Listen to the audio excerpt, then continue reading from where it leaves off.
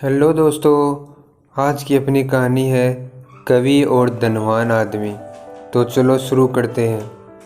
एक दिन एक कवि किसी धनी आदमी से मिलने गया और उसे कहे सुंदर कविता इस उम्मीद के साथ सुना दी, शायद वह धनवान खुश होकर कुछ इनाम ज़रूर देगा।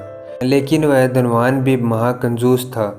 बोला, तुम्हारी कविताएं सुनकर दिल खुश हो गया, तुम कल फिर आना, मैं तुम्हें खुश कर दूंगा। कल शायद अच्छा इनाम मिलेगा, ऐसी कल्पना करता हुआ वह कवि घर पहुंचा और सो गया। अगले दिन वह फिर उस धनवान की हवेली में जा पहुंचा। धनवान बोला, सुनो कवि महाशय, जैसे तुमने मुझे अपनी कविताएं सुनाकर खुश किया था, उसी तरह मैं भी तुमको बुलाकर खुश हूँ। तुमने मुझे कल कुछ भी नहीं दिया, इसलिए मैं भी कुछ नहीं दे रहा, हिसाब बराबर हो गया। कवि बेहद निराश हो गया। उसने अपनी आप बीती एक मित्र को कह सुनाई और उस मित्र ने बीरबल को बता दिया। सुनकर बीरबल बोला, अब जैसा मैं कहता हूँ वैसा करो।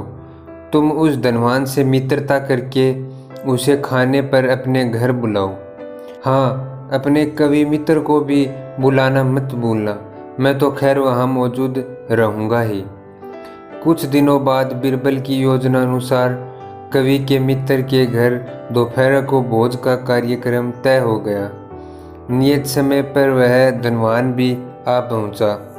उस समय बीरबल, कवि और कुछ अन्य मित्र बातचीत में मशगूल थे।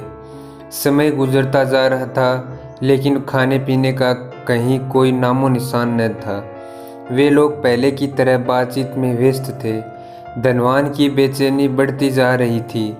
जब उससे रहा न गया तो बोल ही पड़ा, भोजन का समय तो कब का हो चुका, क्या हम यहाँ खाने पर नहीं आए हैं? खाना कैसा खाना? बीरबल ने पूछा। धनवान को अब गुस्सा आ गया। क्या मतलब है तुम्हारा? क्या तुमने मुझे यहाँ खाने पर नहीं बुलाया है? खाने का कोई निमंत्रण नहीं था। यह तो आपको खुश करने के लिए खाने पर आने को कहा गया था, जवाब बीरबल ने दिया। धनवान का पारा सातवें आसमान पर चढ़ गया। क्रोधित स्वर में बोला, यह सब क्या है? इस तरह किसी इज्जतदार आदमी को बेइज्जत करना ठीक है क्या? तुमने मुझसे धोखा किया है। अब बीरबल हंसता हुआ बोला, यदि मैं कहूँ कि इसमें कुछ भी गलत नहीं है तो तुमने इस कवि से यह कहकर धोखा किया था कि कल आना, सो मैंने भी कुछ ऐसा ही किया। तुम जैसे लोगों के साथ ऐसा ही व्यवहार होना चाहिए। धनवान को अब अपनी गलती का आभास हुआ और उसने कवि को अच्छा इनाम देकर वहाँ से विदा ली। वहाँ मौजूद सभी बीरबल को प्रशंसा भरी नज़रों से देखने लगी। दोस्तों, आपको ये कहानी कैसी लगी?